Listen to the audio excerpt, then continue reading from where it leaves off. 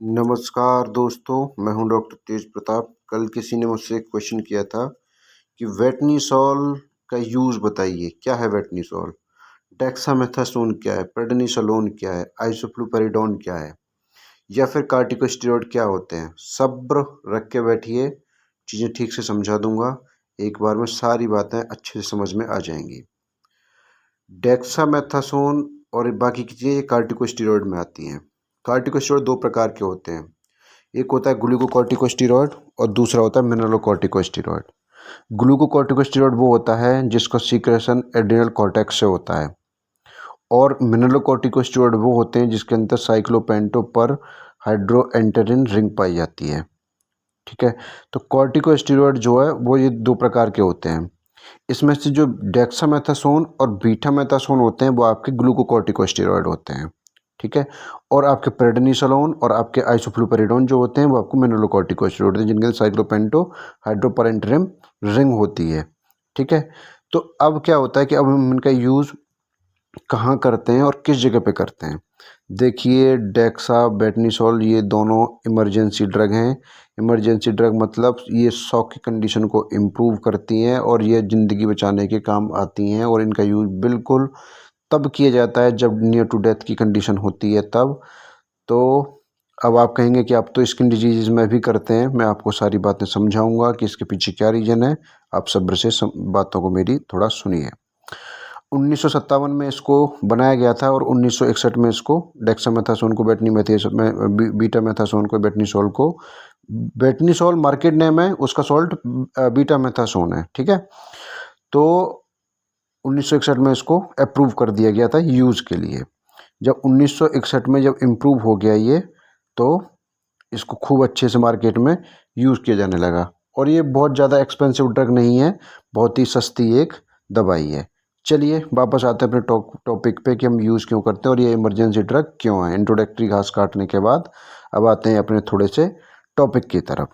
Dexamethasone emergency drug क्यों है? आपने बोला कि इमरजेंसी है तो वो क्यों है। देखिए, वो 3 तरीके से चीज़ों को इम्प्रूव करता है जिसकी वजह से हम उसको इमरजेंसी मेडिसिन में रखा है WHO ने। पहला शॉक, दूसरा एनाफाइलेक्सिस और तीसरा एक्यूट इन्फ्लेमेशन। इन तीनों कंडीशंस को इम्प्रूव करके लाइफ सेविंग का वो काम करता है। देखिए, ज़्यादातर कारण जो इमरजेंसी कंडीशन उत्पन्न होती हैं जिसमें एनिमल या ह्यूमन बीइंग कोलैप्स कर जाता है, तो वो वजह होती है शॉक की। ठीक है, शॉक की वजह से वो उस कंडीशन में पहुंचता है। तो डेक्सामेथासोन इम्प्रूव 3 कंडीशंस, मतलब shock, anaphylaxis and acute inflammation. That the reason कि why we are known as dexamethasone is a emergency drug. यानी शॉक को इम्प्रूव करने वाली दवाई को इमरजेंसी ड्रग में डाल दिया जाता है, जो WHO ने इसको डाल के रखा है, डेक्सामेथासोन को भी और बेटनीसोल या बीटामेथासोन को भी। तो ये क्या करता है कि जो एनाफाइलेक्सिस होती है और जो एक्यूट इन्फ्लेमेशन होता है, ये दोनों अंडर कॉज होते हैं शॉक की इमरजेंसी कंडीशन लाने के लिए। मतलब शॉक डायरेक्टली नहीं आता, शॉक ये दोनों चीज़ें पीछे जाता है। एक्यूट इन्फ्लेमेशन का मतलब क्या है? जैसे सडनली ट्रॉमा हो गया, रोड एक्सीडेंट मतलब बहुत ज़्यादा चोट लगी, तो चोट लगना वो एक्यूट इन्फ्लेमेशन हुआ। उसकी वजह से देखा होगा आप, बेहोश हो जाता है आदमी, सिर्फ सांसें चल रही होती है, कोमा में चला जाता है, that is called shock condition, उसमें चला जाता है। और एनाफाइलेक्सिस की कंडीशन होती है जिसमें बॉडी में कार्डियोवास्कुलर कोलैप्स कर गया या कोई इशू हुआ या लंग्स कोलैप्स कर गए या फिर ऐसी इमरजेंसी कंडीशन आई जिसकी वजह से बॉडी की कंडीशन ख़राब हुई, तो उससे फिर वो चीज़ चेंज होती है। अब देखेंगे कि हाउ डेक्सामेथासोन इम्प्रूव शॉक, ये कैसे इम्प्रूव करता है। देखिए, 4 चीज़ें बताऊंगा कि ये चारों तरीके से कैसे इम्प्रूव करता है, और इन चारों तरीकों में आपके दिमाग के सारे कंसेप्ट क्लियर हो जाएंगे। या रीजन नंबर 1, ये क्या करता है? Adequate blood circulation and tissue perfusion करता है। मतलब प्रत्येक कोशिका और प्रत्येक सेल और टिश्यू के अंदर ब्लड की सर्कुलेशन को प्रॉपर पहुंचा करके उसे हाइपोवॉल्यूमिक कंडीशन को इम्प्रूव करता है, जिससे जो पोस्टाग्लैंडेमिक सिस्टमिक एक्टिविटी होती है वो इम्प्रूव हो जाती है। जब पोस्ट गैंग्लियोनिक जो सिस्टमेटिक एक्टिविटी होती है वो इम्प्रूव हो जाती है, उसकी वजह से फिर वैसोडाइलेशन होता है। और वैसोडाइलेशन मतलब होता है कि हार्ट रेट इम्प्रूव हो जाती है, और उसकी वजह से improve oxygen availability to each and every cell of body, मतलब शरीर के प्रत्येक सेल्स को ऑक्सीजन की सफिशिएंट क्वांटिटी मिलने लग जाती है, जिससे हाइपोक्सिया इम्प्रूव होता है। हाइपोक्सिया मतलब डेफिशिएंसी ऑफ ऑक्सीजन जो बॉडी में होती है वो इम्प्रूव होती है।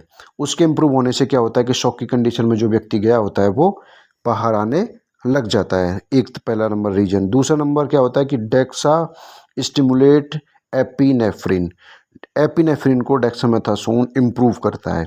उससे अल्फा रिसेप्टर और बीटा रिसेप्टर्स निकलते हैं। तो अल्फा रिसेप्टर्स और बीटा रिसेप्टर्स हम जैसे कि हम लोग जानते हैं कि हमारे हार्ट में जा कर के ये चीज़ों को एक्सेप्ट करके और ये भी वही वैसोडाइलेशन का ही काम करते हैं, जिसकी वजह से फिर से वही बात कहूँगा कि इम्प्रूव इफेक्टिव सर्कुलेशन, यानी अल्फा रिसेप्टर बीटा रिसेप्टर भी हार्ट में जा कर के वैसोडाइलेशन करेंगे, हार्ट रेट इम्प्रूव करेंगे, जिसकी वजह से यह भी ऊपर सफिशिएंट क्वांटिटी में ऑक्सीजन की मात्रा को पहुंचा सके।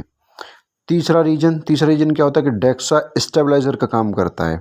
मतलब स्टेबलाइजर का काम क्या करेगा कि लाइसोसोम जो होता है उसको बॉडी सोसाइटल वैक्स कहते हैं, मतलब आत्मघाती थैला कहते हैं प्रत्येक सेल का।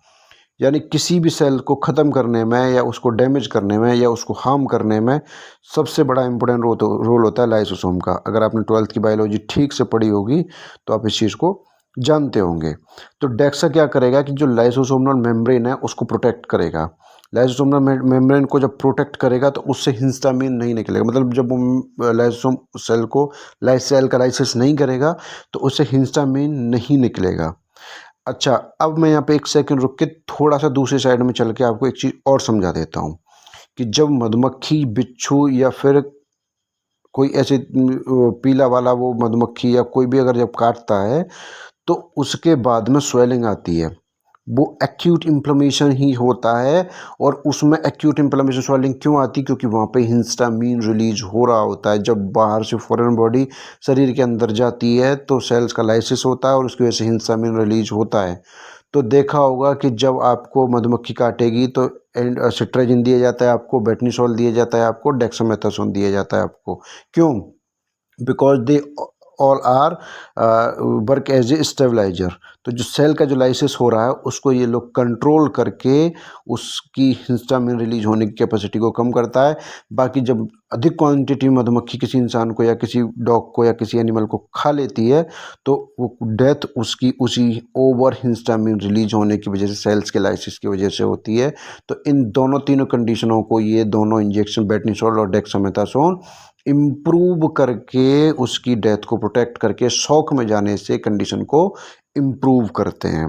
बात समझ में आ गई कि क्यों डेक्सामेथासोन यूज़ करते हैं जब हमें मधुमक्खी खा लेती है, यानी सेल्स की लाइसिस को, लाइसोसोमल जो आत्मघाती थैले होते हैं वो सेल्स को डैमेज ना करें, उसको प्रोटेक्ट करके और ये आगे की तरफ बढ़ा देते हैं और हिस्टामिन को रिलीज होने से रोक लेते हैं। ठीक है। चौथा रीजन क्या है? चौथा रीजन क्या करता है कि dexamethasone improve the respiration of mitochondrial respiration. ये ऐसे में समझाना थोड़ा बेहतर होगा। माइटोकॉन्ड्रियल रेस्पिरेशन को इम्प्रूव करता है। माइटोकॉन्ड्रियल रेस्पिरेशन मतलब एक सेल की जो माइटोकॉन्ड्रिया होती है वो उसका रेस्पिरेटरी सिस्टम होता है। जब सेल का जो माइटोकॉन्ड्रियल रेस्पिरेशन बढ़ जाएगी तो उससे क्या होगा कि उससे जो myocardial contractibility, acute blood perfusion जो होता है वो बढ़ जाता है। तो उसकी वजह से भी फिर पूरी प्रत्येक सेल को, ईच एंड एवरी सेल को ऑक्सीजन सफिशिएंट क्वांटिटी मिलता है, उससे भी शॉक इम्प्रूव होता है।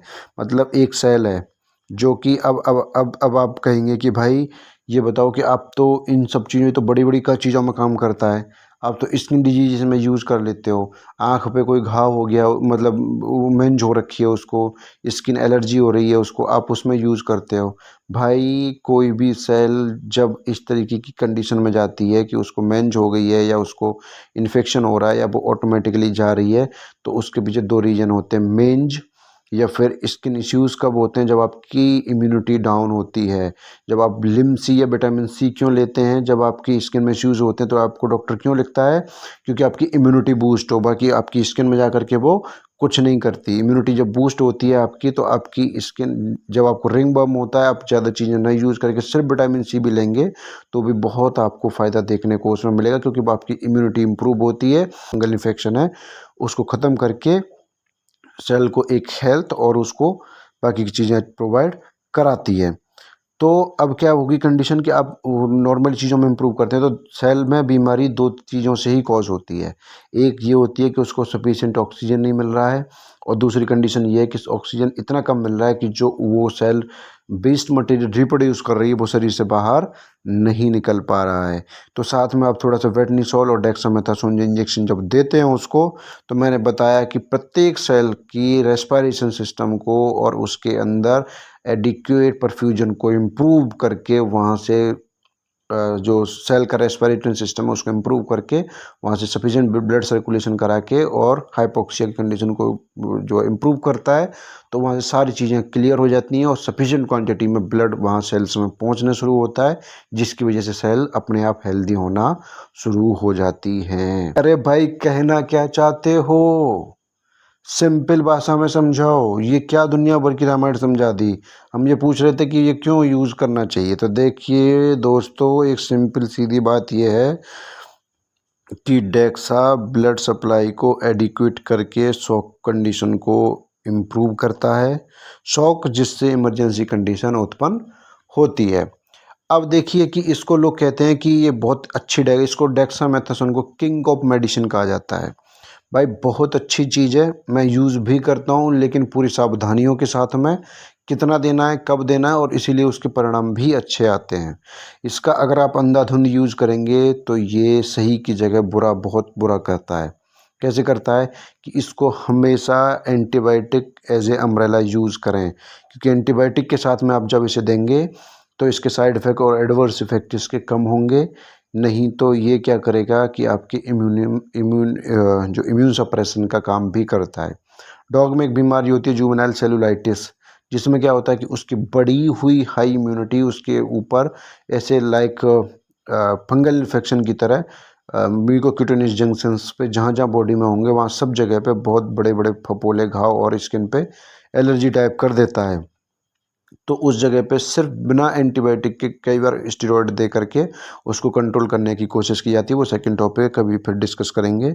तो इस तरीके से डेक्सामेथासोन एक इमरजेंसी ड्रग है, बेटिसोल एक इमरजेंसी ड्रग है, और इसके यूजेस ये हैं कि आप इसको ऐसी कंडीशन में ईजिली दे सकते हैं जहाँ आपको लग रहा है कि शॉक है, एनाफाइलैक्सिस है, स्वेलिंग है, या फिर एक्यूट इन्फ्लेमेशन है।